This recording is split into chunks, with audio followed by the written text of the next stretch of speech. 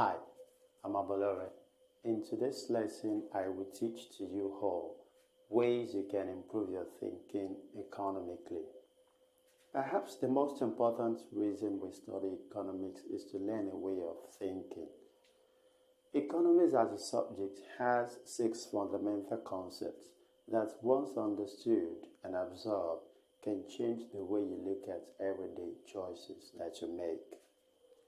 For instance, when you study economics, you learn that there are costs to everything. And that goes with the old saying that there is no free lunch. There is no free lunch means that a choice requires that something be given up or sacrificed. And today's lesson will be of great importance to an individual, to firms, and to the government. So let's take a deep dive into what I have for you today.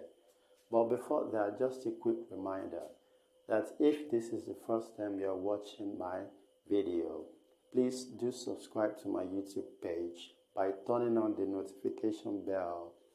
And each time I put out a new video, that will come straight directly to your smartphones, to your laptops, to your desktops, and what have you. So let's kickstart the lesson with, as usual, vocabulary. So I have means. Another word for means is resources. And resources are what you have that can be traded in exchange for money. That means anything you have you can trade in exchange for money is resources or means. So your means are capable of being put to alternative uses. That means if you do not use your means for this, you can use your means for that. For example, if your means is money, which is capital, if you do not use your money to buy a car, you can use it to buy a house. If you do not use it to buy a house, you can use it to buy ice cream. That explains the fact that your resources is capable of being put to alternative uses. Now, let me take you back to 2019, 2020, when there were coronavirus. That was during the coronavirus pandemic. The World Health Organization were looking for a band-aid solution to combat coronavirus. So what actually happened then was that resources were moved from low profit sector to high profit sector. High profit sector like production of test kits, production of sanitizers, production of gloves, and so on and so forth. So resources were moved from low profit industries to high profit industries because then the demand for face masks was on the increase. The demand for sanitizers was on the increase. Test kits and other tools that were needed for to combat coronavirus were on the increase. The demand for them were on the increase. So as a result, resources were moved from low profit industries to high profit industries. So that explains the fact that resources are capable of being put to alternative uses. So I have limited. Limited means not enough or scarce. And this word scarce, you can use it as a prefix with this means or resources. So you can say scarce means or scarce resources. And means are usually scarce. That means they are not in abundant supply. Anything resources, they are not always in abundant supply. So that's with respect to vocabulary. Let's talk about what we have today with respect to the concept of economy. So I have wants. Wants are human desires that are not backed up with financial ability. Wants are those desires. Wants are those wishes. Wants are those commodities that you wish you have, but you can't have them because you do not have the financial ability. That means you do not have the financial capability to buy them. You do not have the money to buy them. Simply put, So in economics, your wants are endless. Those desires you wish you have, those commodities you wish you have are unlimited. They are endless, they are countless, they are numerous, they are many, and they are insatiable. There are countless things that you can't count them all. And to explain the fact that human wants are countless, I will explain that using this circle here. Look at this circle. Inside of this circle, you have dots. And these dots represent different wants that the consumer wants to satisfy. So you can see, you just can't count them. They are uncountable. So that explains the fact that human wants are unlimited, countless, numerous, many, and so on and so forth. Now, all these wants you have here, you can't buy them all. They are insatiable. And I will give you two cogent reasons why human wants are insatiable. That means you can never buy all your wants. The first reason is the means at consumers' disposal is always limited. That means it's always small. The means you have, just like I explained here, the resources you have is always small. In relation to the unlimited human wants, that means the means you have is limited, and that cannot buy all the unlimited human wants. That's the first reason. The means at consumer is very small. Number two is the concept of multiplicity of wants. What does that explain? Multiplicity explains that as one want is satisfied, other wants will crop up to take the place of the wants that has been satisfied. Now, let me explain that further. Let's take, for example, your 3 square meals in a day. Let's take them as wants for now. You have breakfast, you have lunch, you have dinner. If you've had breakfast, lunch will appear to take the place of breakfast. After you've had your lunch, dinner will appear to take the place of lunch. The following day or the next day, you will still have to buy all these wants. You won't say because you've had them the day before. That means you're not going to have them, the following day. No. And those are just wants, categories of wants, aside from other wants that you're still going to satisfy. So as one want is purchased, other wants will crop up. Other wants will appear to take the place of the wants that has been satisfied. So those are the two cogent reasons why human wants cannot be fully satisfied. One, the means at consumers' disposal is always limited. And two, the concept of multiplicity of wants. And that means as one want is purchased, other wants will appear to take the place of the wants that has been satisfied. So we have scarcity. Scarcity means the limited available resources used in satisfying the unlimited wants. Now, scarcity explains that resources are limited in relation to the unlimited human wants. Now, scarcity explains that resources will never be enough and that every society faces limits. That means every society will not have enough of what they want. Now, to explain the concept of scarcity also, I will explain that using these two circles here. Look at these two circles here.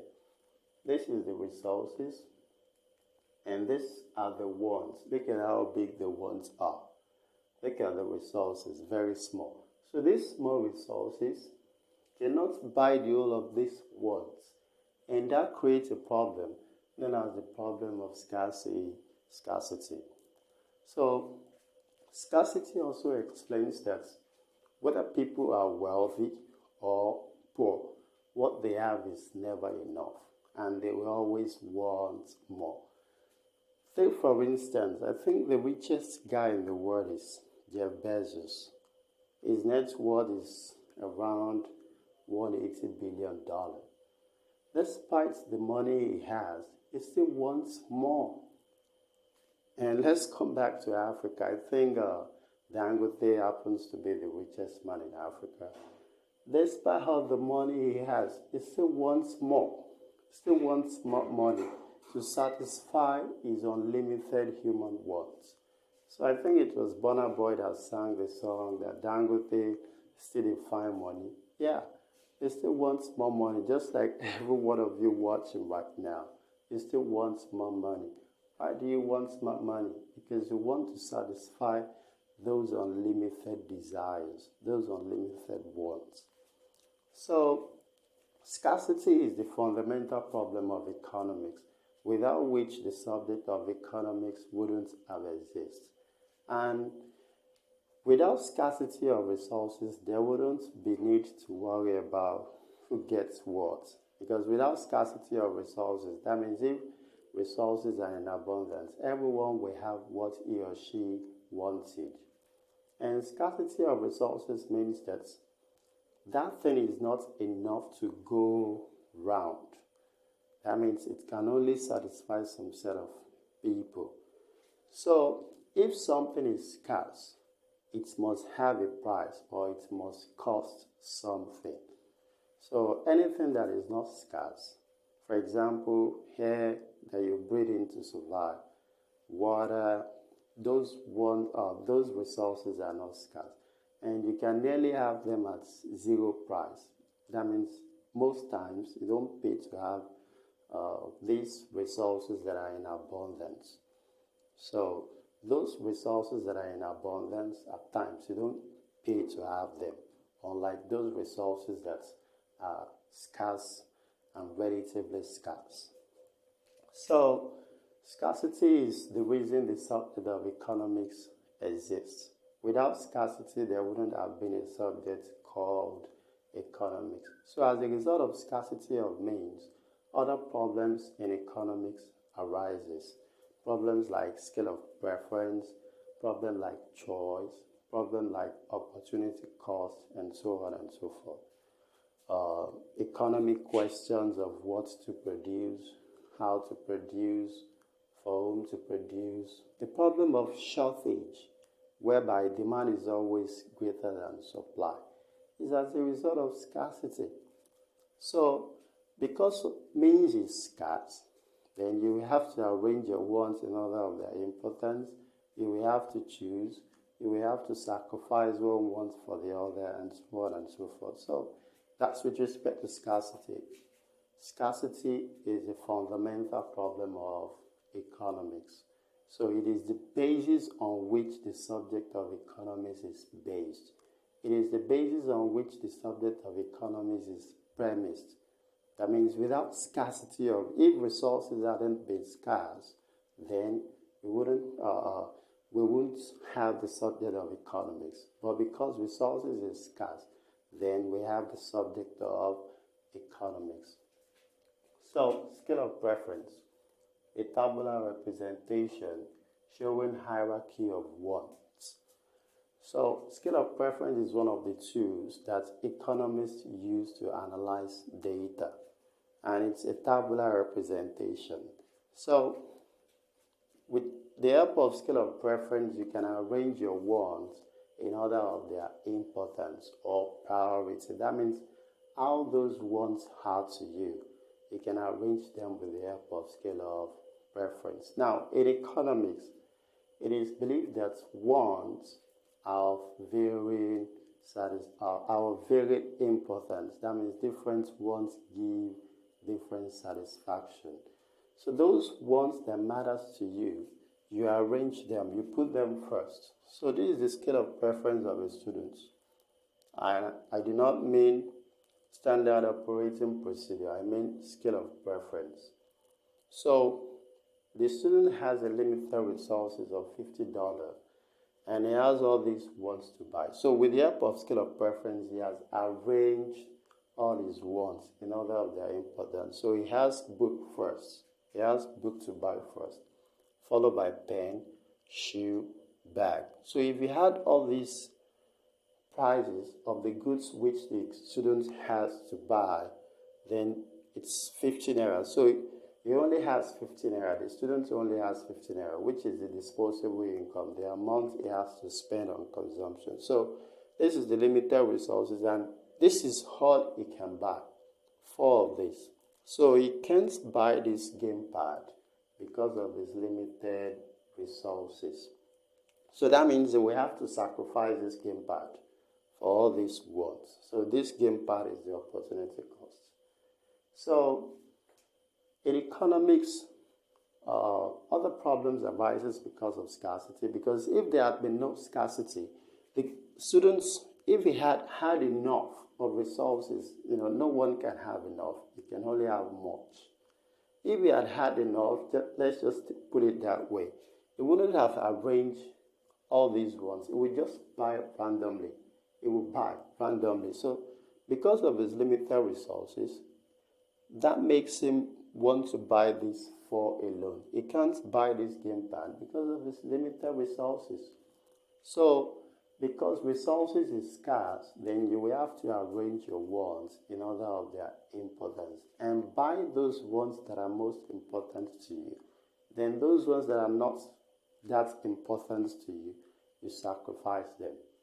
So that's with respect to scale of preference. So let's talk about choice. Choice means to select among possible alternatives. Choice means to choose, from the word choose. So you have option A and B. You choose A, that means you've made choice, you select. And choice means to make a decision. When you make decisions or you make decision, it's the same thing as choice. So nearly all decisions involve trade-off. Trade-off means sacrifice. That means in the process of making a choice, you are bound to make sacrifice. That means if you have 2 options, A to buy and B to buy. If you choose A, that means you will trade off B, you will sacrifice B. So choice involves trade-off, and trade-off means sacrifice. So in the process of making a choice, you must trade off one thing for the other. So let me explain the concept of choice further with this example that I have here. So the consumer has 2 phones to buy. That's Android and iPhone. Now, the income of the consumer is assumed to be $300 here. So, although when it comes to choice, when it comes to making decisions, there are many factors that influence people's choice or an individual's choice. One of them is preference. One of them is taste. One of them is habits. One of them is the concept of marginalism. And the concept of marginalism explains that in making a choice, you must weigh the cost and the benefits before a decision is made. If the cost of a decision outweighs the benefits, then such choice or decision shouldn't be made. It's not worthwhile. But if the benefits of a decision outweighs the cost, then such a decision is worthwhile. That means you should make such a decision. But with respect to this example, we are saying all these factors that we've mentioned are constants. They do not change. But the income of the consumer is used as the basis of choice here, of choosing it. So the consumer prefers iPhone. He loves to have iPhone. But iPhone costs $450. Android costs $200. But he only has $300. That means he can only choose to buy Android. Don't forget, I said choice involves trade-off. So he has bought Android. He didn't buy iPhone. That means he has to trade off iPhone. He has to sacrifice iPhone. So choice involves trade-off. Decision involves trade-off. So he has to sacrifice iPhone. So here, the iPhone is the opportunity cost, which he doesn't buy or which he didn't buy. So iPhone is the opportunity cost. So I think that is understood. Good. Okay, so let's move on. So the last we have here, which is opportunity cost.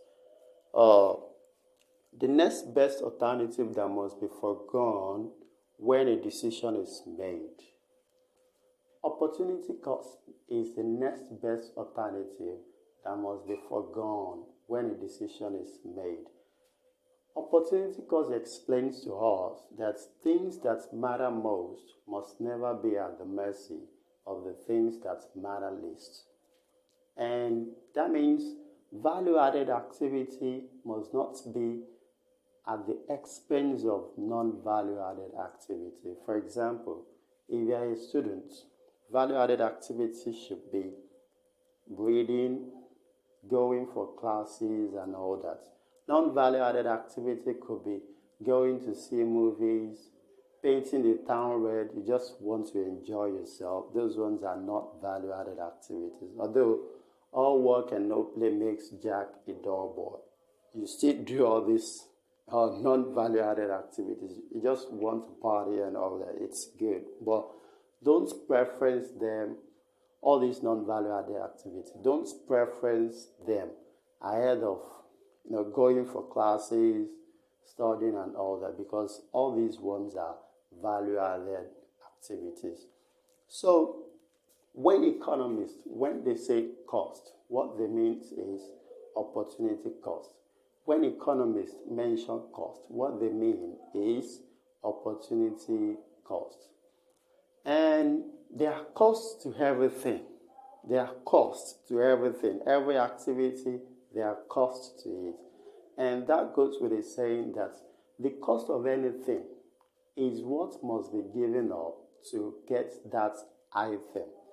The cost of anything is what must be given up to get that what item. So, opportunity cost of the individual here is the iPhone, is the next best alternative. That means if you had not bought this Android, you will buy the iPhone. So iPhone is the next best alternative, which is the opportunity cost. That means as a result of buying this Android, the benefits that the person or the individual ought to enjoy from buying iPhone is foregone. So take a look at the example here: leisure, time, and wage. If you are a worker and you enjoy taking time off at work, then the opportunity cost of that is the wage or the pay you would have earned if you had worked. But you're not working. You enjoy partying, painting the town red, and all that. The opportunity cost of that is the wage or the money or the pay you would have earned if you had worked. Also, movie. As a student, you have exam to take, and you also have movie to watch. If you go for the movie, then the opportunity cost of that is low grade. It's low grade. You will have low grade as a student. So the cost of a movie, basically, the cost of a movie is the ticket price you pay and the time you spend in watching that movie. So that's the opportunity cost of the movie. So you are spending those money on buying tickets and those time in watching the movie, which ought to have been invested in your education. So if you are investing those time and resources in watching movie, then as a student, you will have low grades. So also, the opportunity cost of going for a college education could be the income you would have earned if you had worked part-time or full-time instead of going to school. So every activity, every human activity reacts to cost. And the cost of anything is what must be given up to have that thing. So the opportunity cost of going to see a movie as a student when you have exam to take or you have exam to do is low grade. So that's with respect to the concept of economies. Let me do a quick recap on all these concepts. So want means human desires that are not backed up with financial ability. Those things you wish you have, but you can't have them because you do not have the money to buy them. They are wants. And another word for wants is hence. Another word for hence is, or another word for wants is mere desires or ineffective demand. Those demands that are not backed up with financial ability are called wants. And your wants are insatiable, your wants are numerous, your wants are unlimited, your wants are endless, countless, and all that. So scarcity is the limited available resources used in satisfying the unlimited wants. Scarcity explains that the resources available at every consumer, every firm, every government is limited in relation to the unlimited wants. So your resources is small. These small resources, like you have vacancy, cannot buy the whole of these wants, and that creates a problem, which is the problem of scarcity. And scarcity is a fundamental problem of economics without which the subject of economics wouldn't have existed or wouldn't have existed. So scarcity is the fundamental problem, and it gives rise to other problems. Problem like you have to arrange your wants in order of their importance, problem of choosing, problem of sacrificing, and all that. So we also have a scale of preference is a tabular representation showing list of human wants in order of their importance or priority.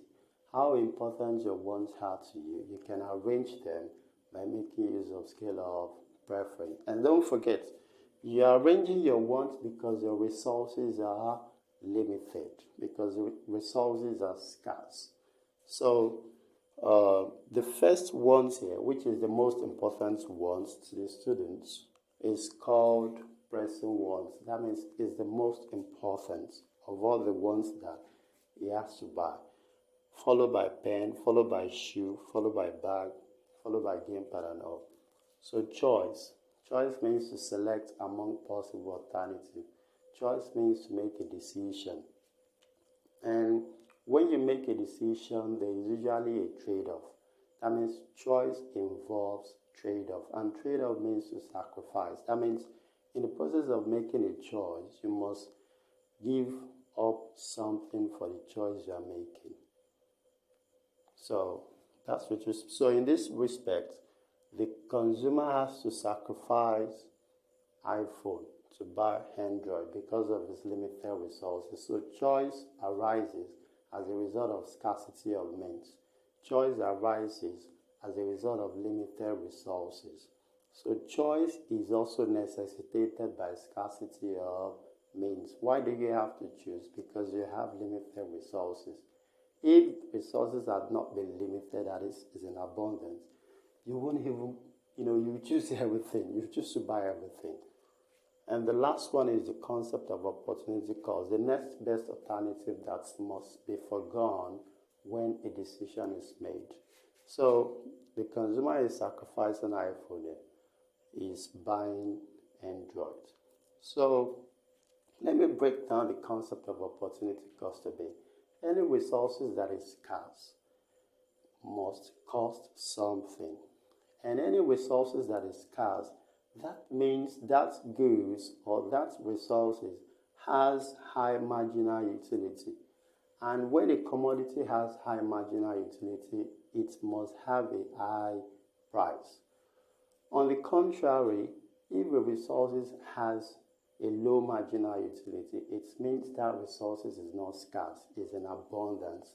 And any resources that is in abundance, it's called free goods. I did a video on types of goods. You can go watch that video and come back.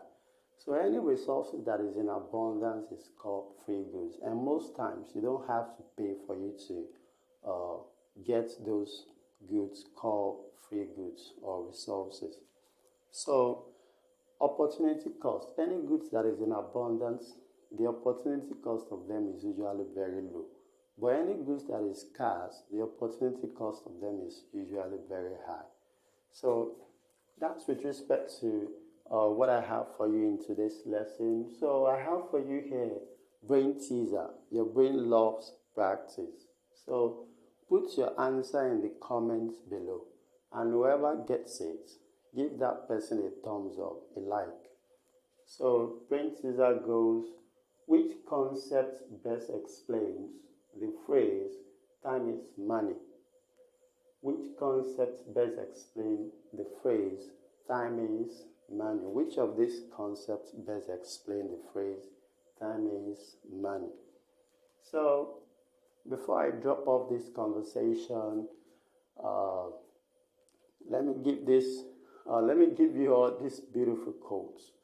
Spend what is left after saving, and don't save what is left after consumption. So at this juncture, I want to say a big thanks to everyone. If you haven't subscribed to my channel, please do click the notification bell, and that means you turn up the notification or bell button. And that means each time I have a new video out, or I put out a new video, that will come straight directly to your smartphones, to your laptops, to your desktops, and what have you. So I want to say a big thanks to everyone for having stuck with me. And if you do like this video and some of my videos, please push the like button. I really appreciate you guys for the time, being with me here.